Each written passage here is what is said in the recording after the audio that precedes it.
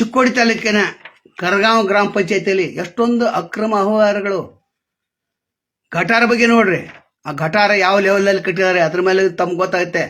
ಇವ್ರು licence ರದ್ದಾಗಬೇಕು, licence ಕೆಲವು ಮಂದಿ ಇಲ್ಲ. ಇದು ಅಕ್ರಮ ಬಯಲಿಗೆ ತರಬೇಕಾದ್ರೆ ದೊಡ್ಡ ಹರಸಾಹಸ ಪಡಬೇಕು. ಅಟೆ ಅರ್ಜಿ ಹಾಕಿದ್ರು ಕೂಡ ಸಿಕ್ಕೋಗಿಲ್ಲ. ಸಿ.ಒ. ಸಿಂಧೇವ್ರೆ, ಇಲ್ಲಿ ಒಮ್ಮೆ ವಿಸಿಟ್ ಕೊಡಿ. ಅಲ್ಲಿ ಅಕ್ರಮಗಳ ಆಗರಾಗಿದೆ.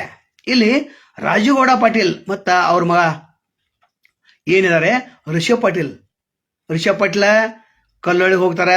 ಚಿಕ್ಕೋಡಿ ಕಲ್ಲೊಳಗೆ ಐಹೊಳೆ ಮತ್ತು ಸತೀಶ್ ಜಾರಕಿಹೊಳಿ ಕೊಡ್ಕೊಂಡು ಕರಗಾಂವ್ ಏತ ನೀರಾವರಿ ಅಲ್ಲಿ ಏನು ಮಾಡ್ತಾರೆ, ಪೂಜೆ ಮಾಡ್ತಾರೆ.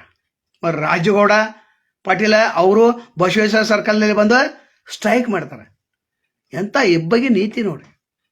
ಕಳೆದ 40 ವರ್ಷಗಳಿಂದ ಇವ್ರದೇ ಗ್ರಾಮ ಪಂಚಾಯತ್ ಯಾರಾಗಲಿ ಇವ್ರ ಹಿಡಿತದಲ್ಲಿದೆ. ಸತೀಶ್ ಜಾರಕಿಹೊಳಿ ಬಲಗೈ ಬಂಟ, ಯಾರು ರಿಷಬ್ ಪಾಟೀಲ. ಅಂದರೆ ನಾ ಹೇಳಲಿಕ್ಕೆ ಹೊರಟಿದ್ದು, ಗ್ರಾಮ ಪಂಚಾಯತಿ ಕೆಲವೊಂದು ಸದಸ್ಯರು ನಮ್ಮ ಕಡೆ ಒಂದು ಅರ್ಜಿ ಕೊಟ್ಟರು. ಸಾರ್ವಜನಿಕರು ತಕರಾರು ತೆಗೆದಿದ್ರು, ಪತ್ರ ಮೇಲೆ ಪತ್ರ ಬರೀತರು.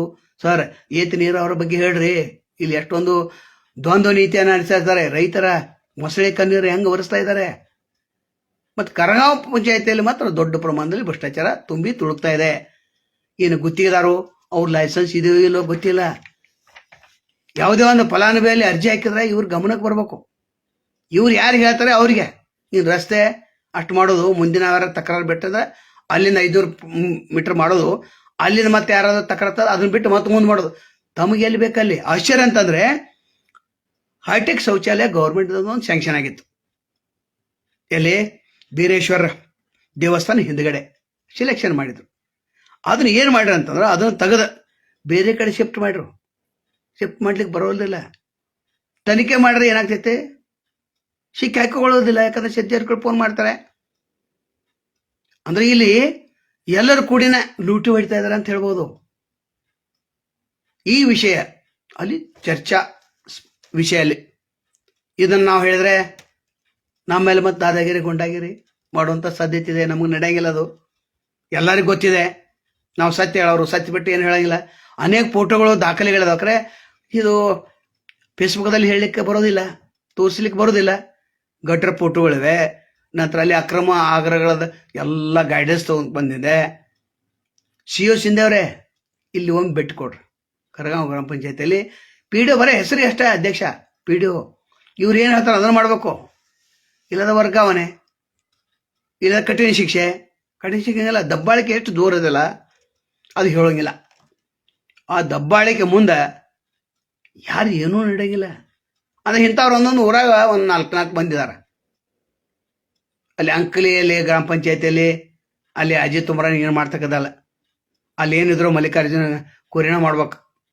ದೂದಂಗ ಸಕ್ಕರೆ ಕಾರ್ಖಾನೆ ಅಧ್ಯಕ್ಷನ ಮಾಡ್ಬೇಕಲ್ಲೇ. ಬರೀ ಹೆಸರು ಕೊಂಡೋದು ಬರೋದು. ಅಜಿತ್ ಉಮ್ರಾನ್ ನಾಪತ್ತೆಗಿರಾಕಿ 10 ದಿವಸ ಆದ್ರೆ 1 ದಿವಸ ಹೋಗಿ ಕೂತಿರ್ತಾನೆ. ಈಗ ಮುಗಿತೀಗ, ಈಗ ಮತ್ತೆ ಅಲ್ಲೇ ಹೋಗ್ಬೇಕು. ಕೋರೆ ಕಂಪೌಂಡ್ದಾಗನ ಕಾವಲ ಮಾಡ್ಬೇಕು. ಯಾಕೆ ಇವನು ಅಧ್ಯಕ್ಷ ಮಾಡ್ರಂದ್ರೆ ಅವ್ರು ಹೇಳಿದವ್ರು ಕೇಳ್ತಾರಲ್ಲ. ಹಂಗೆ ಯಾರು ಹೇಳ್ತಾರ ಅವರು ಇವರು ಶಿಷ್ಯರು, ಯಾರು ಕೇಳ ಅವರು ವಿರೋಧಿಗಳು. ಮತ್ತು ಯಾರಾದ್ರೂ ಕೇಳಕ್ಕೆ ಹೋದ್ರೆ ದಾದಾಗಿರಿ ಗುಂಡಾಗಿರಿ. ಇವ್ರು ಹೇಳೋರಿಗೆ ಕೇಳೋರಲ್ಲ. ಯಾಕೆ ಪೊಲಿಟಿಷಿಯನ್ ಅವ್ರ ವ್ಯಾಪ್ತಿಲೇನು ಬರ್ತಾವೆ. ಮತ್ತು ಮಿನಿಟ್ ಹಾಕಿ ಅವ್ರನ್ನ ತಂದಿರ್ತಾರ. ಮೊದಲು ಪರಿಚಯ ಇವ್ರನ್ನ ಮಾಡ್ಕೋತಾರ. PSIಗಳು ಬಂದ ಕೂಡಲೇ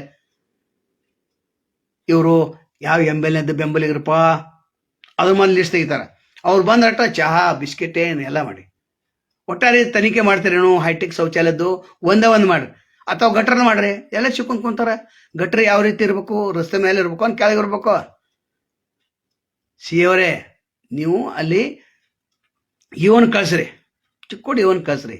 ಅಲ್ಲಿ ಏನು ಪರಿಸ್ಥಿತಿ ಅದನ್ನ ಪರಿಶೀಲನೆ ಮಾಡಿ ವರದಿ ಕೊಡ ಅಂತ ಹೇಳ್ರಿ. ಅದನ್ನ ವರದಿ ಸರ್ಕಾರಕ್ಕೆ ಸಲ್ಲಿಸ್ರಿ. ಎಲ್ಲಿ ಶಾಂಕ್ಷನ್ ಆಗೈತೈತಿ ಅಲ್ಲಿ ಆಗ್ಲಿಲ್ಲ ಅಂದ್ರೆ ಹೆಂಗದು, ಅಲ್ಲೇ ಆಗ್ಬೇಕಾಗಿತ್ತಲ್ಲ. ಇಂಥ ಗುಂಡಾಗಿರಿ ದಾದಾಗಿರಿ ಮಾಡೋರು ಪ್ರತಿಯೊಂದು ತಾಲೂಕು 10 ರಿಂದ 15 ಜನ ಅವ್ರು ಕಾಂಟ್ರಾಕ್ಟ್ ತಗೋತಾರ.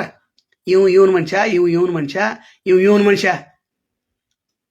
ಒಟ್ಟು ಫಿಕ್ಸ್ ಆಗಿರ್ತೈತೆ ಅದು. ಅಲ್ಲಿ ರಾಜುಗೌಡ ಅಲ್ಲಿ ಬಸವೇಶ್ವರ ಸರ್ಕಲ್ ಚಿಕ್ಕೋಡಿ ಸ್ಟ್ರೈಕ್ ಮಾಡ್ತಾರ ಏತ ನೀರಾವರಿ ಬಗ್ಗೆ. ಅಲ್ಲಿ ಮಗ ಹೋಗಿ ರಿಷಬ್ ಪಾಟೀಲ ಅಲ್ಲಿ ಕಲ್ಲೊಳಿಗೆ ಹೋಗಿ ಅಲ್ಲಿ ಸತೀಶ್ ಜಾರಕಿಹೊಳಿ ಐಹೊಳೆ ಕೂಡಿ ಅಲ್ಲಿ ಪೂಜೆ ಮಾಡ್ತಾರೆ. ಏನಿದು, ಇದು ಯಾವಾಗ ಐತೆ ಗುರ್ಲಾಪುರ ಹೋರಾಟದ ನಂತರದ ಅಲ್ಲಿ ಸ್ಟ್ರೈಕ್ ಆದದ್ದು. ಇನ್ನು DT ಪಾಟೀಲ್ ಸಹಕಾರಿ ಬ್ಯಾಂಕ್ ಒಂದಿದೆ ಯಾದಗುಡ್ದಾಗ. ಅಲ್ಲಿ ಕೆಲವು ಮಂದಿ ಸಾಲ ತೊಗೊಂಡಿರ್ತಾರೆ ಅಂತೇಳಿದೆ. ಆ ಸಾಲಗಾರ ಏನಾದರೂ ಇಲ್ಲಿ ತಕರಾರು ಇದೆ ಅಂತಂದ್ರೆ ಹಾಕಿದ ಅಥವಾ ಏನಾದರೂ ಪ್ರಶ್ನೆ ಕೇಳಿದಂದ್ರೆ ಸಾಲ ಕೊಡಂತ ಬೆನ್ ಹಾಕ್ತಾರೆ. ಏನಿದು ಅದಕ್ಕೆ ಕೇವಲ ರಬ್ಬರ್ ಸ್ಟ್ಯಾಂಪ್ ಹಾಕೋದು ಬಂದಿದ್ದಾರೆ. ಇದ್ರ ತನಿಖೆನ ಬೇಗನೆ ಮಾಡಬೇಕು. ಮತ್ತು ಅದೇನು ಶಿಫ್ಟ್ ಆಗಿದೆ ಬೀರೇಶ್ವರ ದೇವಸ್ಥಾನ ಹಿಂದ್ಗಡೆ ಅಲ್ಲಿ ಹೈಟೆಕ್ ಶೌಚಾಲಯ ಅದು ಮರು ನಿರ್ಮಾಣ ಆಗುವಂಥ ಕಾರ್ಯವನ್ನು ಮಾಡಬೇಕು ಅಂತ ಕೇಳ್ಕೊತೇವೆ. ನಮಸ್ಕಾರ. ಹೆಚ್ಚು ಮಾತಾಡೋದು ಏನು ಅರ್ಥ ಇದೆ? ಎಲ್ಲ ಹೇಳ್ದಲ್ಲ, ಎಲ್ಲ ಏರಿಯಾದಲ್ಲಿ ಎಲ್ಲ ಇಂತಿಂತ 4-5 ಮಂದಿ ಇರ್ತಾರೆ. ನಮಸ್ಕಾರ.